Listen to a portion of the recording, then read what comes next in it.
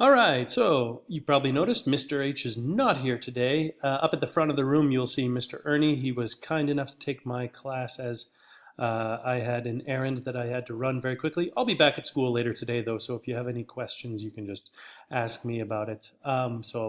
Anyway, looking at the do now, there is a do now that's been posted in Classroom. Take a moment, try to answer those 3 questions. And we'll come back after you have answered all 3 of them. So we'll see you in a minute. Okay, so the do now, we've got 3 questions. Question number 1, what is a galaxy? You know what? I'm not even going to give you the answers for these. I want to know if you are able to answer all of them on your own. You had plenty of time, and hopefully you took care of it. So let's see the documents you need for today. Again, that stars and galaxies document we worked on last class. It's been returned to you, so we're going to be using that again today. Also, the only home learning, if you have not yet brought in your textbook to me, you do need to do that before the end of the week. So make sure you get that going. All right. As far as today goes, there are no new know-its and no new vocab. 3 something cools. This airplane, and yes, it is an airplane, is the brainchild of one of the former Microsoft executives. It's called the Stratolauncher. Its wingspan is longer than a football pitch, and its main purpose is actually to put a rocket on that is planning to go to space. So instead of attaching it to like a large rocket here on Earth, you can basically put the space shuttle and have some minor boosters that are all going to be attached here, and this thing will fly it up to cruising altitudes where it'll release it, and then it can get into space. The reason why they're doing that is because it's a heck of a lot cheaper to bring a rocket up to the height and then just fire it from the edge of space as opposed to having to do it off the ground. So pretty cool invention. Check it out if you have time.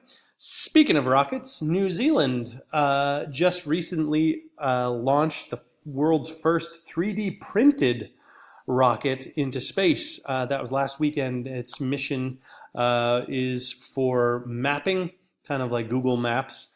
They're doing some sort of mapping for New Zealand, and that's what they did. So they 3D printed one, and it works.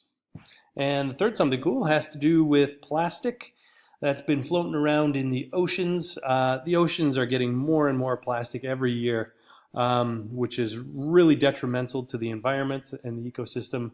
Not many organisms can survive being in the same place as plastic, let alone like swallowing it or getting it wrapped around themselves. Good news, though, we did show a couple of weeks ago that there was like a moth, a caterpillar moth that would eat plastic. There's now a new type of bacteria that scientists have just found that have evolved the ability to digest plastic as well. So hopefully we can start to get rid of some of this plastic garbage that's been floating around for so long. Good riddance, I say, and maybe we can even use it on land as well. So it doesn't matter if it's in the water or on the surface. All right, so today we are going to be going through not that part of the notebook. We already did the definitions in the notebook, but this document that has the what would you like to know about stars and the galaxies. And what we would like to do with that is I said I've returned the document to you. You will have the entirety of the class period.